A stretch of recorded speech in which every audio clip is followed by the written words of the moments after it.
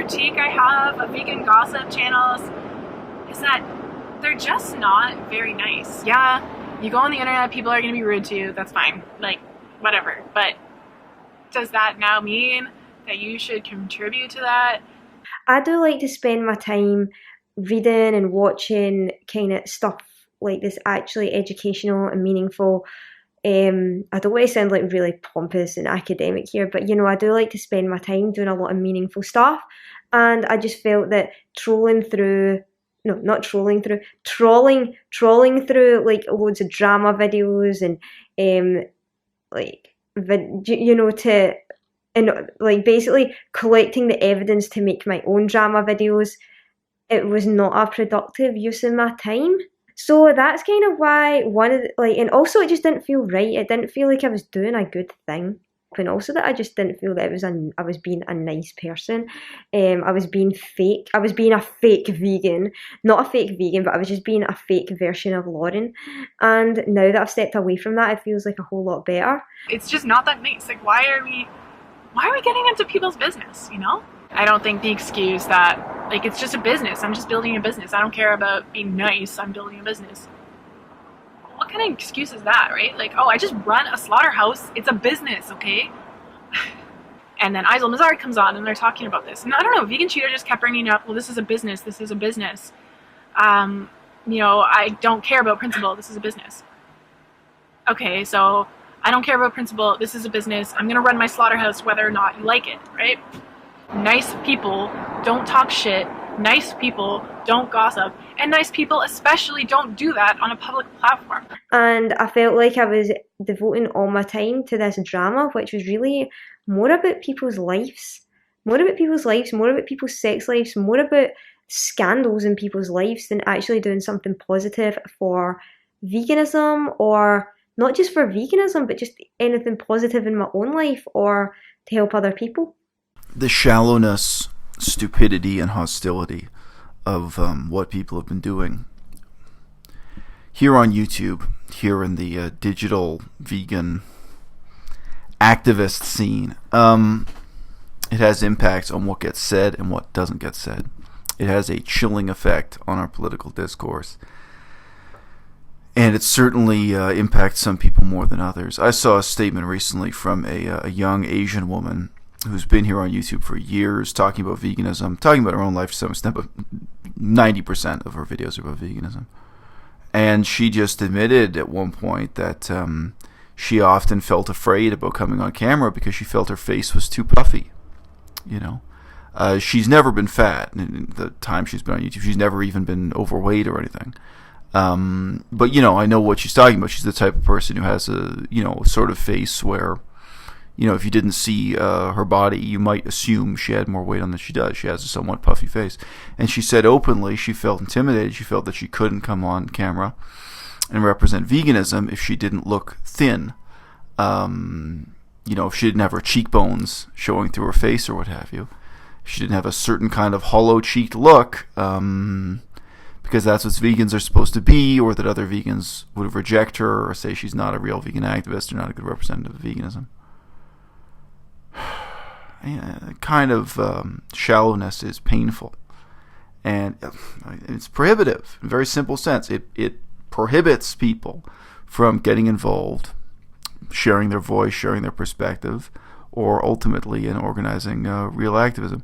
I mentioned recently in one of my podcasts, actually it was an interview with another broadcaster here, an example of someone with many, many years of experience in organizing real-world vegan activism. She has some web presence too, called Doris Lynn. There's so many examples of people who are vegans off YouTube, and we can't get them to come on YouTube. And right now, it's not hard to imagine why. There are all kinds of reasons. Not everyone's confident speaking on camera. Some people have a stutter or a lisp. They can't speak well. Some people just feel ugly, and they feel that this is a game that's only played by beautiful people. The shallowness, the cattiness, the cruelty of what goes on, for so little reason, with so little benefit.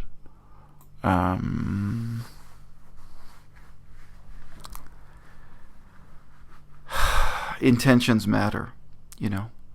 Even if you talk about a whole bunch of people who've accomplished nothing or next to nothing in terms of political activism, there's a difference between someone who has a sincere intention of, shall we say, saving the planet, of pursuing real ecological activism, real political activism, and someone who tells you openly that they're just here to make money. They're just here to earn $1 out of a scandal in the short term, that they're just trying to pursue fame or notoriety. That's a very different thing. It's always seemed to me a striking example of all these issues, but ultimately the issue of intention. One of my few friends and colleagues here online is Jason Pizzino. If you made a Venn diagram of all the different values and directions of what's going on here in veganism, 2015, 2016, these last few years, one of the things I'm still known for, famous on a small scale, is this phrase, permanent vacation. I'm certainly not the first person to use that phrase in the English language, but within veganism, within the discourse we've got going here on YouTube, I invented, or I coined the phrase in this usage where I was really questioning a lot of the content people were putting online that glamorized a sort of reckless, irresponsible lifestyle, and that tried to present the glorification of that lifestyle as activism, and as the most effective form of activism, etc., etc. So I kicked off the critique of the permanent vacation. Jason Pizzino, anyone who just casually looks at what's on his channel and looks at what is on my channel, you might assume we were bitter enemies. You might assume we were at opposite ends of the political spectrum of what's going on here within veganism. He is the only guy who has tried to organize an event, a real-world event, a political activist thing that exists in reality with me. He's the only one. I may now have some more people to add to that list because I've been promoting this idea of the illustrated children's book. I've been inviting people to get involved with that. But I think right now, Jason is the only guy who gets that award. Intentions matter.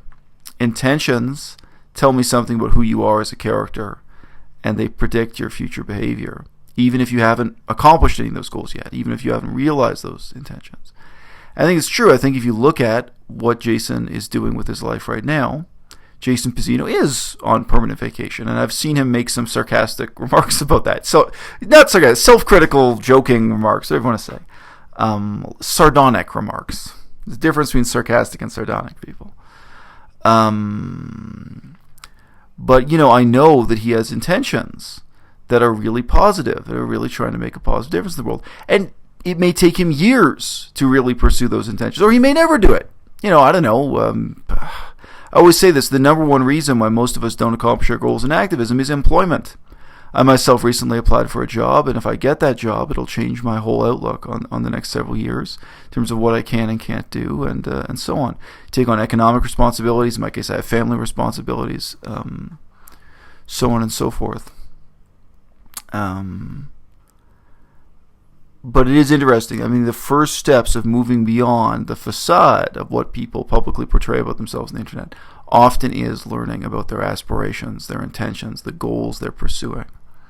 And those often can be a surprising contrast to, the glittering images of them swimming in a bikini or, chopping up vegetables or whatever it is, whatever little aspect of their life it is they choose to share on YouTube. But what I've discovered by being so blunt and forthright about my own political aspirations, that there are a great many people here who really do want to make the world a better place, whether or not they feel they can, whether or not they have, frankly, the time to even entertain those forms of activism. There are people with sincere concern who really want to engage in the boring and detailed meditations that are on this channel about questions of method and politics and effective activism. And who really want to look ahead to the next 10 years to do something much more meaningful than just engage in gossip or just pursue fame, notoriety, etc. And it's a damn shame, the chilling effect of the currently, prevalent mood of catty, vicious, mutual denunciation and defamation. Slander as a sport of what goes on these days. It silences people. It results in people deleting their YouTube channels who already had them. It's a barrier to people who have respectable jobs and need to maintain their respectability for against them getting involved. And for me, it also brings me to question what I'm doing and how I'm doing it. And I really feel that I need to stick to my original mission statement and mandate here on YouTube. Stick to what's crucially important to me and why I come on camera in the first place, which is in part to connect with the minority of other vegans who really want to build something positive for the future. And it's in part also to leave a legacy here for my daughter to discover one day. I'm divorced, but I have a daughter who I care about and think about a great deal and so on. And it's tremendously important to me that I come on camera and speak really honestly about what's going on in my life, what really matters to me. Partly just to share it with her, and partly for me to share it with my friends.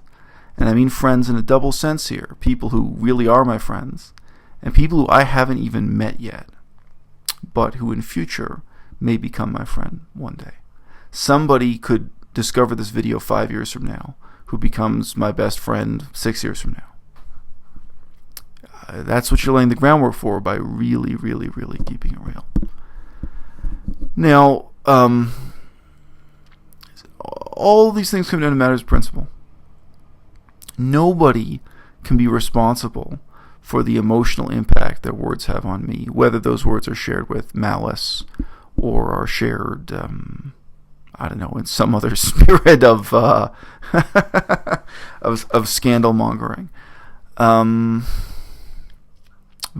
had to ask myself a question recently because another YouTuber who I will not name, because he's asked me not to name him, although he makes his money by defaming me. Another YouTuber made some comments that really hurt me about my own education, about what I'm doing in university, about what's been going on with me in university. And, I had to reflect, this hurts me partly because it puts pressure on me to come on camera now and talk about why this matters to me, what is going on in my education, what I'm doing at university, what motivates me to be at university, the good and the bad, the nature of the struggle I've had at the University of Victoria. And again, that matters to me so much. It's something that's real and meaningful in itself. It's something I want to leave an honest account of for my daughter. It's something I would want to share with a friend, past, present, or future friendship. And to hear someone else, take something like that out of my life. And again, it's something much less personal than my divorce or my sex life or, the other things that people have, without any sense of shame, jumped at the chance to denounce me about, defame me about, drag my name through the mud. But I mean, the question of what's going on with my education, it's something so meaningful to me. It's something that matters to me, and it's something I do want to share with my audience. But then when you deal with that hostility, when you deal with that kind of mean-spirited reaction from your other YouTubers or from some portion of the vegan YouTube audience, then you kind of face a crossroad where it's like, well, am I going to try to present a sort of sanitized demeanor?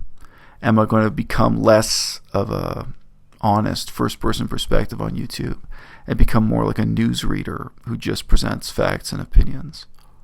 Or am I going to take this as an opportunity to bring something really raw, really real, and really honest to the internet? And, it's with no hesitation, but it is with real sorrow that I feel I have to take that second path every time. That none of this would be worth doing if what I was presenting was phony in any way. And I'd hate to watch these videos myself 5 years from now, 10 years from now, to look back on it and be watching it and wincing because I knew the things I was leaving out or the things I was misrepresenting or the have to. It wasn't really like that. You know, what I want is the exact opposite. Is to bring, I said this a long time ago in such a different context here on YouTube. You know, here on YouTube, honesty is the only currency we've got. There are no special effects. There's no plot. There's no plot twist. There's no drama. People trying to make money out of drama, and there is no drama. And, you know, I don't know how many people are even going to come along for that ride if I make a video that's just talking about my struggles at the university. Now, I'm not talking about ancient history, I'm talking about 2016. What's going on, what I'm pursuing at the university now, and what motivates me. But, I mean, you know, that's exactly what I want to share with you. And in the same sense that I was surprised when I really figured out who Jason Pizzino was, in contrast to the endless holiday footage of him, you know, swimming at one beach after another and so on, you realize, oh, wow, this is a guy who really has intentions and aspirations, you know, but beyond all that, I don't know, okay, And again, he's the one guy who really got serious and wanted to make an event happen. The real, to me, a very memorable thing about him, who he is, what he wants to know. I'd also like to think that the people who support me, the people who in future may really be involved in real-world political activism with me and so on, I think that it's meaningful for them to learn and understand who I am and what motivates me, why I was in that university in the first place, what my educational goals are. In a sense, not just who I am, but who I'm trying to become. Those questions of motivation, I don't know. I can share that because, in a sense, it's the only thing I've got to share, is what's really going on in my life, what's really meaningful to me, what really matters to me. And in another sense, you know, whether it's someone who's involved at the low level of deciding to donate $5 to support the publication of that illustrated children's book, or someone who's involved at a much higher level of maybe, you know, buying a bus ticket to come to some event we might organize in southern Ontario in the year 2017. Oh, long bus trips in Canada to attend a political event. Oh, it's in the middle of winter, hard to justify. You know, I'd like to think that they can take from that a sort of confidence that they know who I really am.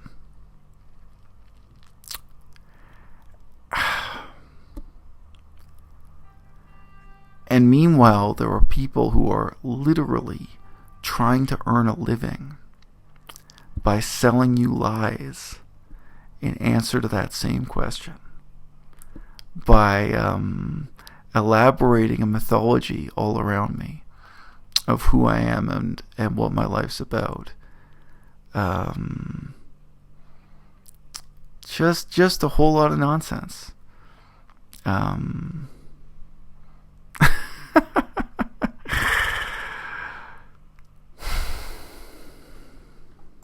One great thing about Ezel is I think he probably is one of the best people at sending the message of veganism online, because he doesn't sugarcoat it. He isn't like, hey, look at this bowl of fruit. You know, this is great. I hope you guys eat it.